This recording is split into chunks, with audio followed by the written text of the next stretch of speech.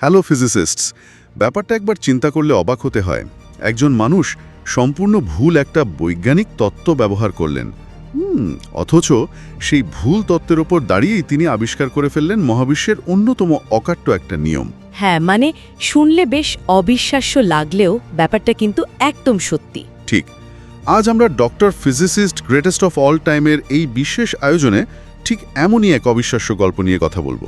মানে বিজ্ঞানের ইতিহাসে এমন কিছু জিনিয়াস আছেন যাদের কথা খুব বেশি উচ্চারিত হয় না, কিন্তু তাদের কাজ পুরো মানব সভ্যতার গতিপথ চিরতরে বদলে দিয়েছে। একদম তাই। আজকের এই বিশ্লেষণটি হল ফরাসি সামরিক প্রকৌশলী এবং পদার্থবিদ নিকোলাস লিওনার্ড সাদি কার্নোকে নিয়ে। আর কথা বলবো 1824 সালে প্রকাশিত তার জীবনের একমাত্র বই রিফ্লেকশন সুড লা পুশাংস মোত্রিস দু ফেউ বা ফায়ারের মোটিভ পাওয়ার নিয়ে। ফরাসি নামটা একটু খটমটে, তাই না? হ্যাঁ, বেশ খটমটে। তো আমাদের আজকের মিশন হলো কিভাবে মাত্র 28 বছর বয়সী এক কোণঠাসা সামরিক প্রকৌশলী সম্পূর্ণ একাকী কাজ করে বাষ্পীয় ইঞ্জিনের একটি সাধারণ মডেল থেকে থার্মোডাইনামিক্স বা তাপগতিবিদ্যার ভিত্তি স্থাপন করেছিলেন তা উদ্ঘাটন করা। এই পুরো ঘটনাটি বিজ্ঞানের ইতিহাসের অন্যতম চমকপ্রদ একটি অধ্যায়। মানে সাধারণত আমরা যখন কোনো বৈজ্ঞানিক বিপ্লবের কথা ভাবি তখন আমাদের কল্পনায় কি আসে? ওই যে অত্যাধুনিক কোনো ল্যাবরেটরি, বিখ্যাত কোনো বিশ্ববিদ্যালয়ের চিত্র। ঠিক, বা ধরুন বিজ্ঞানীদের বিশাল কোনো সম্মেলন। কিন্তু কার্নোর প্রেক্ষাপটটি ছিল একেবারেই ভিন্ন। তিনি কোনো প্রথাগত একাডেমিক পদার্থবিদ ছিলেন না। উনি তো মিলিটারি ইঞ্জিনিয়ার ছিলেন। হ্যাঁ, ঊনবিংশ শতাব্দীর শুরুতে যখন শিল্প বিপ্লব পুরো বিশ্বকে নতুন করে সাজাচ্ছিল, তখন তিনি ইঞ্জিনগুলোকে কেবল লোহার বাষ্পের একটা সাধারণ যন্ত্র হিসেবে দেখেননি। তিনি আসলে ভেতরের অন্তর্নিহিত সত্যটিকে একটা গাণিতিক রূপ দেওয়ার চেষ্টা করেছিলেন। আর এই গাণিতিক রূপ দেওয়ার পেছনের কারণটা বুঝতে হলে কার্নো পরিবারের সেই রাজনৈতিক ঐতিহ্য আর জিনিয়াসের বিশাল বোঝার দিকে একটু তাকাতে হবে। 1796 সালে সাদি কার্নোর জন্ম। ফরাসি বিপ্লবের সেই উত্তাল সময়ে তার বাবা লেজার কার্নো ছিলেন একাধারে একজন বিখ্যাত গণিতবিদ, সামরিক প্রকৌশলী এবং ফরাসি সামরিক বাহিনীর অর্গানাইজার অফ ভিক্টরি। হ্যাঁ, আর সবচেয়ে মজার ব্যাপার হল লেজার তার ছেলের নাম রেখেছিলেন 13 শতাব্দীর বিখ্যাত ফার্সি কবি সাদি অফ শিরাজের নামে। একদিকে যুদ্ধের কঠিন রণকৌশল, অন্যদিকে গণিত আর কবিতার এক অদ্ভুত মেলবন্ধন ছিল সেই পরিবারে। লেজার কার্নোর প্রভাব সাদির জীবনে শুধু নামের মধ্যে সীমাবদ্ধ ছিল না। আসলে রাজনৈতিক কারণে লেজারের জীবনে অনেক উত্থান পতন এসছে, এমনকি তাকে নির্বাসনেও যেতে হয়েছে। কিন্তু এর মাঝেই তিনি তার দুই ছেলে সাদি এবং হিপোলাইটকে নিজে শিক্ষা দিয়েছেন। বাবা নিজেই শিক্ষক ছিলেন তাহলে? একদম। লেজার মেকানিক্স বা বলবিদ্যার ওপর গভীর গবেষণা করতেন। বিশেষ করে মেকানিক্যাল ইঞ্জিন এবং ওয়াটার হুইল বা জলের চাকার কার্যকারিতা নিয়ে তার কাজ সাদির চিন্তাধারাকে ব্যাপকভাবে প্রভাবিত করেছিল। আচ্ছা, দাঁড়ান, চলুন বিষয়টা একটু ভেঙে দেখা যাক। লেজার কার্নো যে ওয়াটার হুইল বা জলের চাকা নিয়ে কাজ করতেন, তার মূল নীতিটা তো বেশ সাধারণ। জলের চাকার কার্যকারিতা মূলত নির্ভর করে জল কত উঁচু থেকে নিচে পড়ছে তার ওপর। মানে উচ্চতার পার্থক্যটাই এখানে শক্তি উৎপাদনের মূল চাবিকাঠি। ঠিক তাই। কিন্তু সাধারণ একটা জলের চাকার সাথে বাষ্পীয় ইঞ্জিনের সম্পর্ক কি? বাবার এই জলের পতনের ধারণাই কি সাদিকে পরবর্তীতে বাষ্পীয় ইঞ্জিনের ক্ষেত্রে তাপের পতনের ধারণা দিয়েছিল? দারুণ একটা পয়েন্ট ধরেছেন। ঠিক এই জায়গাটিতেই সাদি কার্নোর মেধার আসল প্রকাশ ঘটে।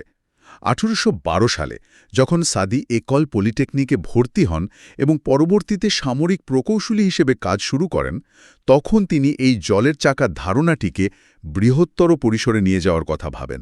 মানে বাষ্পীয় ইঞ্জিনে প্রয়োগ করার কথা ভাবেন। হ্যাঁ, ওয়াটার হুইলের মেকানিক্স তুলনামূলকভাবে সরল। জল ওপর থেকে পড়ছে, চাকা ঘুরছে। কিন্তু বাষ্পীয় ইঞ্জিনের মতো জটিল যন্ত্রে এই নীতি কিভাবে প্রয়োগ করা যায়, সেটাই ছিল সাদির মূল গবেষণার বিষয়।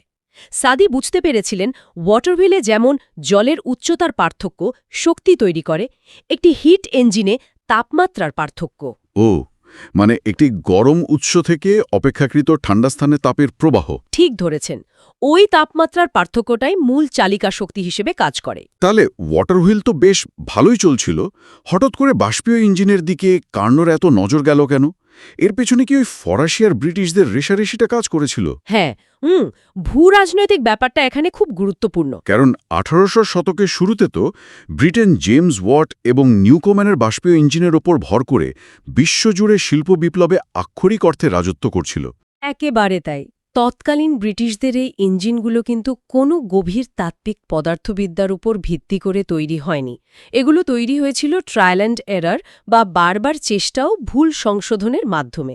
একটা বানালাম, কাজ করল না, আবার বানালাম, এই টাইপের আর কি। হ্যাঁ, তো একজন দেশপ্রেমিক ফরাসি হিসেবে সাদিক কার্নো এটা মেনে নিতে পারছিলেন না। তিনি চাইছিলেন ইঞ্জিনগুলোর একটি নিখুঁত তাত্ত্বিক ভিত্তি দাঁড় করাতে। তিনি চেয়েছিলেন ফ্রান্স যেন এই প্রতিযোগিতায় ব্রিটেনের চেয়ে এগিয়ে যেতে পারে। বুঝতে পারছি। তৎকালীন প্রকৌশলীরা কেবল ভাবতেন কিভাবে বয়লারের আকার পরিবর্তন করে বা চাপ বাড়িয়ে ইঞ্জিনের ক্ষমতা বাড়ানো যায়। কিন্তু কার্নো এসব বাহ্যিক কাঠামো থেকে বেরিয়ে এসে একদম মৌলিক প্রশ্নটি করলেন। তিনি ভাবলেন, একটি ইঞ্জিন সর্বোচ্চ কতটুকু কাজ করতে পারে, এর তাত্ত্বিক সীমা কোথায়? কিন্তু সমস্যা হলো, কার্নো যে সময় এই প্রশ্নটা করছেন সে সময় তো বিজ্ঞানীরা তাপ জিনিসটা আসলে কি সেটাই ঠিকমতো জানতেন না। লাভয়েসিয়ার সেই ক্যালোরিক থিওরি তখন বিজ্ঞান মহলে প্রবল জনপ্রিয়। হ্যাঁ, মানে মানুষ তখন মনে করত তাপ হল ক্যালোরিক নামের এক প্রকার অদৃশ্য, ওজনহীন এবং অবিনশ্বর তরল পদার্থ। আর জল যেমন উঁচু জায়গা থেকে নিচু জায়গায় গড়ায়, তেমনি এই ক্যালোরিক তরল গরম বস্তু থেকে ঠান্ডা বস্তুর দিকে প্রবাহিত হয়, তাই তো? এটাই বিজ্ঞানের ইতিহাসের অন্যতম বড় একটি প্যারাডক্স। কার্নো তার এই যুগান্তকারী আবিষ্কারটি করেছিলেন সম্পূর্ণ ভুল একটি তত্ত্বের ওপর ভিত্তি করে। তিনি ধরে নিয়েছিলেন তাপ বা ক্যালোরিক আসলে ধ্বংস বা সৃষ্টি হয় না, কেবল স্থানান্তরিত হয়। এটা মেনে নেওয়া কিন্তু সত্যি কঠিন যে একটা সম্পূর্ণ ভুল তত্ত্ব ব্যবহার করে কেউ সঠিক সিদ্ধান্তে পৌঁছতে পারে। এর পেছনের লজিকটা কি? ভুল ভিতের ওপর দাঁড়িয়েও তার তত্ত্ব ধসে পড়ল না কেন? কারণ কার্নোর চিন্তার কাঠামোটি ছিল প্রবাহ বা ফ্লোয়ের গাণিতিক মডেলের ওপর নির্ভরশীল। তাপ একটি অদৃশ্য তরল হোক, যেমনটা ক্যালোরিক তত্ত্বে বলা হতো, বা অণুর কম্পনজনিত গতিশক্তি হোক, যা আমরা আজ জানি। সমীকরণটা একই থাকছে? একদম। উচ্চ তাপমাত্রা থেকে নিম্ন তাপমাত্রায় শক্তির যে স্থানান্তর ঘটে তার গাণিতিক সমীকরণ বা প্যাটার্নটা একই থাকে। জলের চাকার ক্ষেত্রে জল যেমন উঁচু থেকে নিচে পড়ে শক্তি দেয়, কার্নো ধরে নিয়েছিলেন ক্যালোরিক তরলও উচ্চ তাপমাত্রা থেকে নিম্ন তাপমাত্রায় গড়িয়ে পড়ার সময় ইঞ্জিনের পিস্টনকে ধাক্কা দেয়। আচ্ছা। তার এই ফ্লোয়ের ধারণাটি গাণিতিকভাবে এতটাই নিখুঁত ছিল যে ভেতরে ক্যালোরিক তরল থাকুক বা গতিশক্তি, তার সমীকরণগুলো অবিকল সঠিক ফলাফল দিচ্ছিল। আর সেই নিখুঁত যুক্তির প্রকাশ ঘটে 1824 সালে। সাদিক কার্নো নিজের খরচে মাত্র 118 পৃষ্ঠার একটা বই বের করেন, reflections sur la puissance motrice du feu। এখানেই তিনি প্রথম আদর্শ তাপ ইঞ্জিন বা আইডিয়াল হিট ইঞ্জিন এবং বিখ্যাত কার্নো চক্র বা কার্নো সাইকেলের ধারণা দেন। তিনি এমন একটি ইঞ্জিনের কল্পনা করলেন যা সম্পূর্ণ রিভার্সিবল বা বিপরীতমুখী। হ্যাঁ, কার্নো চক্র মূলত 4টি ধাপে কাজ করে। 2টি আইসোথার্মাল বা সমষ্ণ প্রক্রিয়া, যেখানে তাপমাত্রা স্থির থাকে, এবং 2টি অ্যাডিয়াবেটিক বা রুদ্ধতাপীয় প্রক্রিয়া। দাঁড়, আইসোথার্মাল, অ্যাডিয়াবেটিক শব্দগুলো বেশ ভারী শোনাচ্ছে। মানে সাধারণ ভাষায় এর মানে কি দাঁড়াচ্ছে? ইঞ্জিনটা আসলে ভেতরে করছেটা কি? আচ্ছা, বিষয়টা সহজ করে বলছি। ধরুন একটা সিলিন্ডারের ভেতরে গ্যাস আছে। প্রথম ধাপে, যাকে আমরা আইসোথার্মাল বা সমষ্ণ প্রসারণ বলছি, আপনি সিলিন্ডারটিকে একটি গরম বয়লারের সংস্পর্শে আনলেন। ওকে। গ্যাসটি তাপ গ্রহণ করে ধীরে ধীরে প্রসারিত হতে থাকে, কিন্তু এর তাপমাত্রা বাড়ে না, কারণ বয়লার থেকে যে তাপটা আসছে সেটা গ্যাসকে প্রসারিত করার কাজেই ব্যয় হয়ে যাচ্ছে। বুঝতে পেরেছি। এরপর দ্বিতীয় ধাপে, যাকে অ্যাডিয়াবেটিক বা রুদ্ধতাপীয় প্রসারণ বলে, আপনি গরম বয়লার সরিয়ে নিলেন। গ্যাসটি নিজে থেকেই আরও প্রসারিত হতে থাকে। আর যেহেতু বাইরে থেকে তাপ আসছে না, তাই এবার গ্যাসের ভেতরে তাপমাত্রা কমতে থাকে। একদম ঠিক। এর পরের 2টি ধাপে ঠিক উল্টো ঘটনা ঘটে। গ্যাসটিকে একটি ঠান্ডা জায়গায় রেখে সংকুচিত করা হয় এবং সবশেষে সেটিকে আবার আগের অবস্থায় ফিরিয়ে আনা হয়। এই পুরো চক্রটি একবার সম্পন্ন হলে ইঞ্জিনটি একটি নির্দিষ্ট পরিমাণ কাজ করে। তার মানে আপনি বলতে চাইছেন ইঞ্জিনটা যে প্রক্রিয়ায় তাপ গ্রহণ করে কাজ করছে ঠিক তার উল্টো প্রক্রিয়ায় কাজ প্রয়োগ করে সেটিকে আবার হুবহু আগের অবস্থায় ফিরিয়ে আনা সম্ভব। হ্যাঁ, এটাই রিভার্সিবিলিটি। এখানেই বিষয়টা সবচেয়ে কৌতূহলোদ্দীপক হয়ে ওঠে। একটু আগে আমরা যে ওয়াটারহুইলের উপমাটি দিয়েছিলাম সেটাতে ফিরে যাই। ওয়াটারহুইলে উপর থেকে কি পড়ছে, জল, কাদা মেশানো জল নাকি অন্য কোনো তরল, সেটা বিবেচ্য নয়। না, মোটেও না। আসল বিষয় হল উচ্চতার পার্থক্যটা কতটুকু। ঠিক তেমনি কার্নো এই চক্রের মাধ্যমে গাণিতিকভাবে প্রমাণ করে দিলেন যে বাষ্পীয় ইঞ্জিনের ভেতরে কোন পদার্থ ব্যবহৃত হচ্ছে, জল, বাষ্প, গ্যাস নাকি অন্য কিছু, তা সম্পূর্ণ অপ্রাসঙ্গিক। আর তৎকালীন প্রকৌশলীদের জন্য এটি একটি বিরাট ধাক্কা ছিল। তারা তো ভাবতেন হয়তো বিশেষ কোনো তরল বা গ্যাস ব্যবহার করলে ইঞ্জিনের কার্যক্ষমতা জাদুকরীভাবে বাড়ানো সম্ভব। ম্যাজিক ফ্লুইড আর কি। হ্যাঁ, কিন্তু কার্নো অকাঠ্যভাবে প্রমাণ করলেন যে একটি হিট ইঞ্জিনের সর্বোচ্চ কার্যক্ষমতা বা এফিসিয়েন্সি কেবল এবং কেবলমাত্র নির্ভর করে তাপের উৎস মানে বয়লার এবং তাপগ্রহিতা অর্থাৎ কন্ডেন্সারে তাপমাত্রার পার্থক্যের উপর, তরল বা গ্যাসের ধরনের উপর নয়। অর্থাৎ মহাবিশ্বের একটি লিমিট স্পিড যেমন আলোর বেগ, কার্নো ইঞ্জিনের কার্যক্ষমতারও একটি ইউনিভার্সাল স্পিড লিমিট ঠিক করে দিলেন। তিনি দেখালেন 100 নিখুঁত কোনো ইঞ্জিন তৈরি করা মহাবিশ্বে অসম্ভব। কারণ যদি 100 এফিশিয়েন্ট কোনো ইঞ্জিন তৈরি করা সম্ভব হতো তবে সেটি একটি পারপেচুয়াল মোশন মেশিন বা চিরস্থায়ী যন্ত্রে পরিণত হতো। মানে একবার চালু করে দিলে সেটি অনন্তকাল ধরে বিনা জ্বালানিতে চলতে থাকত। একদম তাই। আর সেটা প্রকৃতির নিয়মে সম্পূর্ণ পরিপন্থী। আধুনিক বিজ্ঞানীরা সাদি কার্নোর এই কাজটিকে আইনস্টাইনের আপেক্ষিকতার তত্ত্ব বা থিওরি অফ রিলেটিভিটির সমতুল্য একটি মাস্টারপিস হিসেবে আখ্যায়িত করেন। ওয়াও, আপেক্ষিকতার তত্ত্বে সমতুল্য। হ্যাঁ, আইনস্টাইন যেমন স্থান এবং কালের মধ্যে একটি সার্বজনীন সম্পর্ক স্থাপন করেছিলেন, কার্নো তেমনি তাপ এবং কাজের মধ্যে একটি সার্বজনীন এবং অলঙ্ঘনীয় সীমানা নির্ধারণ করে দিয়েছিলেন। এত যুগান্তকারী একটা আবিষ্কার, মানে মহাবিশ্বের একটা নতুন নিয়ম তিনি লিখে ফেললেন। এরপরে তো তার রীতিমতো তারকা বনে যাওয়ার কথা, কিন্তু বাস্তবের কিছুই হয়নি। না, দুর্ভাগ্যজনকভাবে কিছুই হয়নি। বইটি প্রকাশের পর ফরাসি বিজ্ঞান মহলে এটি চরম উপেক্ষার শিকার হয়। কেউ টেরই পেল না কি বিশাল একটা ঘটনা ঘটে গেছে। এই উপেক্ষার মূল কারণ ছিল কার্নোর লেখার স্টাইল এবং একাডেমিক মহলে তার অবস্থান। প্রথমত তিনি ছিলেন প্রথাগত বিজ্ঞানীদের সার্কেল বা একাডেমিদের সায়েন্সেসের বাইরে থাকা একজন বহিরাগত। হ্যাঁ, মিলিটারির লোক। দ্বিতীয়ত কার্নো তার বইটি লিখেছিলেন মূলত সাধারণ প্রকৌশলীদের জন্য, তাই তিনি অত্যন্ত জটিল ক্যালকুলাস এবং গাণিতিক সমীকরণগুলো মূল লেখায় না দিয়ে বইয়ের ফুটনোটে লুকিয়ে রেখেছিলেন। ফুটনোটে মানে মূল টেক্সট পড়ে বিজ্ঞানীদের মনে হবে এটা ইঞ্জিন মেরামতের কোনো সাধারণ ম্যানুয়াল। ঠিক তাই। পিয়েরে জিরার্ড নামের একজন প্রকৌশলী একাডেমিতে বইটির একটি ইতিবাচক রিভিউ দিয়েছিলেন ঠিকই, কিন্তু সেই সময়ের বাঘা বাঘা পদার্থবিদরা এর ভেতরে লুকিয়ে থাকা আসল গভীরতাটুকু ধরতে সম্পূর্ণ ব্যর্থ হন। আর এই উপেক্ষার গল্পটা এরপর একটা ভয়াবহ মোড় নেয়। সময়টা 1832 সাল। ফ্রান্সে কলেরার মহামারী চলছে, আর মাত্র 36 বছর বয়সে এই মহামারীতে আক্রান্ত হয়ে সাদি কার্নোর মর্মান্তিক মৃত্যু হয়। খুবই ট্র্যাজিক একটা ঘটনা। তখনকার দিনে কলেরার সংক্রমণ রোধ করার জন্য মৃত ব্যক্তির প্রায় সব ব্যক্তিগত জিনিসপত্র পুড়িয়ে ফেলা হতো। সাদি কার্নোর ক্ষেত্রেও ঠিক সেটাই ঘটল। তার জীবনের অমূল্য সব গবেষণাপত্র, ডায়েরি, নোটবুক সব আগুনে ভস্মীভূত হয়ে গেল। ভাবলেই গায়ে কাঁটা দিয়ে ওঠে। একদম। যে মানুষটা মহাবিশ্বের একটা গোপন রহস্য ভেদ করেছিলেন, তার কাজগুলো ওই আগুনের সাথে চিরতরে হারিয়ে গেল। বিজ্ঞানের ইতিহাসে এটি সত্যি একটি অপূরণীয় ক্ষতি। তবে যে অল্প কয়েকটি জিনিস বাঁচানো সম্ভব হয়েছিল তার মধ্যে কয়েকটি নোটবুক ছিল। কার্নোর ছোট ভাই হিপোলাইট সেগুলো সংরক্ষণ করেন। আচ্ছা। 1878 সালে মানে কার্নোর মৃত্যুর প্রায় অর্ধ শতাব্দী পর সেই নোটগুলো প্রকাশিত হয়। আর সেগুলো দেখামাত্র পুরো বিজ্ঞান মহল রীতিমতো স্তব্ধ হয়ে যায়। স্তব্ধ হওয়ার কারণটা কি? যে নোটগুলো বেঁচে গিয়েছিল সেগুলোতে কি আরও বড় কোনো আবিষ্কার লুকিয়েছিল? এই যে আমরা বলি তিনি ক্যালোরিক তত্ত্বের ভুল ধারণার ওপর ভিত্তি করে কাজ করেছিলেন, তিনি কি মৃত্যুর আগে নিজের সেই ভুল বুঝতে পেরেছিলেন? হ্যাঁ, সেই নোটগুলো থেকে পরিষ্কার দেখা যায় মৃত্যুর আগেই স্যাদি কার্নো নিজে থেকেই বুঝতে পেরেছিলেন যে ক্যালোরিক তত্ত্ব সম্পূর্ণ ভুল। অবিশ্বাস্য। তিনি সিদ্ধান্তে পৌঁছেছিলেন যে তাপ কোনো তরল পদার্থ নয়, বরং এটি শক্তির একটি রূপ, যা কাজের মাধ্যমে উৎপন্ন হয় এবং যার বিনাশ নেই।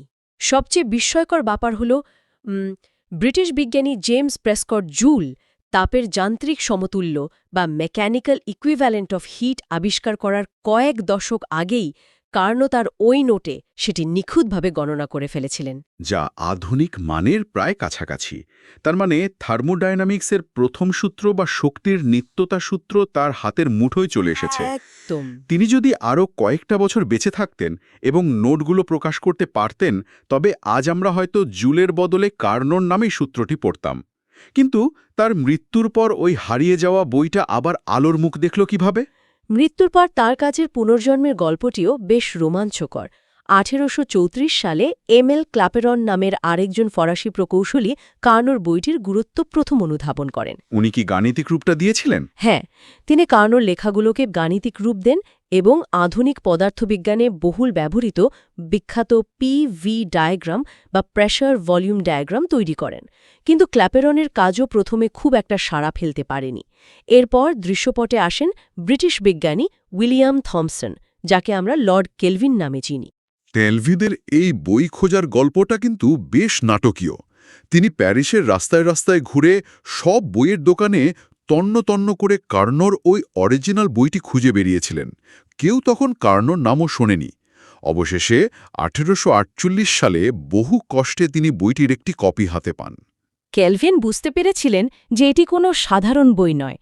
তিনি কার্নোর এই তত্ত্ব ব্যবহার করেই পরম তাপমাত্রার স্কেল বা অ্যাবসলিউট টেম্পারেচার স্কেল তৈরি করেন, যা আজ কেলভিন স্কেল নামে পরিচিত। এই পরম তাপমাত্রা স্কেল ব্যাপারটা যদি শ্রোতাদের একটু সহজ করে বোঝান।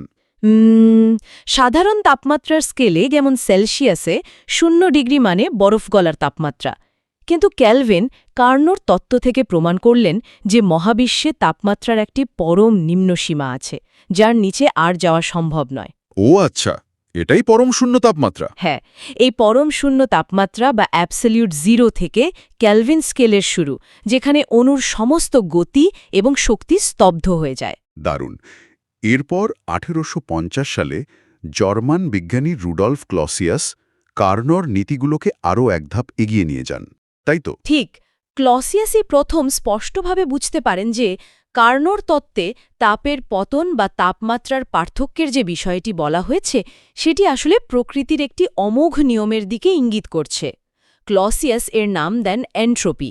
আর এই এন্ট্রপি থেকেই তাপগতিবিদ্যার দ্বিতীয় সূত্র। হ্যাঁ, তিনি স্পষ্টভাবে তাপগতিবিদ্যার দ্বিতীয় সূত্র বা সেকেন্ড ল অফ থার্মোডাইনামিক্স সংজ্ঞায়িত করেন। এই এন্ট্রপি ব্যাপারটা আমাদের প্রাত্যহিক জীবনের সাথে খুব পরিচিত একটা জিনিস। মানে সহজ কথায় বললে, একটা গরম কফির কাপ টেবিলে রেখে দিলে সেটা যেমন নিজে থেকেই ঠান্ডা হয়ে যায়, তাপ চারপাশের বাতাসে ছড়িয়ে পড়ে। একদম ঠিক। এই ছড়িয়ে পড়া বা শক্তি যখন আর কোনো কাজের জন্য ব্যবহার করা যায় না, সেই বিশৃঙ্খলাই তো এন্ট্রপি, তাই না? হ্যাঁ, প্রকৃতির নিয়মই হল যে কোনো সিস্টেমে এন্ট্রপি বা বিশৃঙ্খলা সবসময় বাড়ে। আর এই দ্বিতীয় সূত্রটি কিন্তু শুধু তাত্ত্বিক নয়।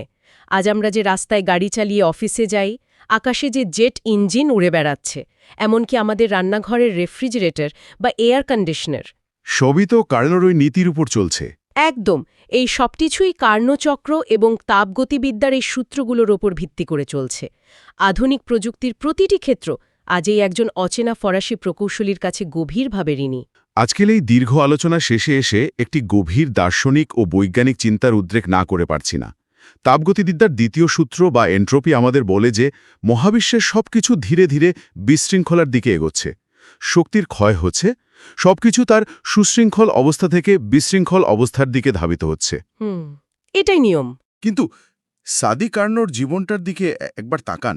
অত্যন্ত সংক্ষিপ্ত একটা জীবন, কাজের কোনো স্বীকৃতি নেই, আর শেষে কলেরার প্রকোপে পড়ে তার সব অমূল্য অর্জনগুলো প্রায় বিশৃঙ্খলভাবে ধ্বংস হয়ে গেছিল। অথচ সেই সংক্ষিপ্ত এবং বিশৃঙ্খল জীবনটি মহাবিশ্বের সবচেয়ে বড় শৃঙ্খলা বা অর্ডারের নিয়মটি আমাদের শিখিয়ে দিয়ে গেছে। এটি সত্যি এক অদ্ভুত কাব্যিক সমাপতন। যে মানুষটি মহাবিশ্বের বিশৃঙ্খলার চূড়ান্ত গাণিতিক নিয়মটি আবিষ্কারের পথ প্রশস্ত করেছিলেন, তার নিজের জীবনের অর্জনগুলো সেই বিশৃঙ্খলারই শিকার হয়েছিল। কে জানে, এরকম আরও কত শত জিনিয়াসের ডায়েরি বা নোটবুক হয়তো আজও কোনো পুরনো লাইব্রেরির ধুলোমাখা তাকে পড়ে আছে। হয়তো তারা তাদের নিজস্ব একজন ক্যালভিন বা ক্লজিয়াসের অপেক্ষায় প্রহর গুনছে, যারা একদিন তাদের সেই হারিয়ে যাওয়া আবিষ্কারকে বিশ্বের সামনে সগৌরবে তুলে ধরবে। সাদি কার্নোর গল্প আমাদের মনে করিয়ে দেয়, বিজ্ঞানের ইতিহাস শুধু সফলতার গল্প নয়, এটি অসীম কৌতূহল আর হারিয়ে যাওয়া রত্ন খুঁজে পাওয়ারও গল্প। একদম খাঁটি কথা। বিজ্ঞান আর ইতিহাসের এই রোমাঞ্চকর যাত্রাগুলো সম্পর্কে আরও জানতে এবং এমন সব যুগান্তকারী আবিষ্কারের পেছনের আসল ঘটনা শুনতে অবশ্যই ডক্টর ফিজিসিস্ট চ্যানেলটি সাবস্ক্রাইব করবেন। আর doctor physicist greatest of all টাইমের এই আয়োজনের সাথেই থাকবেন। মহাবিশ্বের এই অনন্ত বিশৃঙ্খলার মাঝে আমরা আবারও নতুন কোনো শৃঙ্খলার রহস্য ভেদ করতে হাজির হব। ততদিনের জন্য কিপ এক্সপ্লোরিং।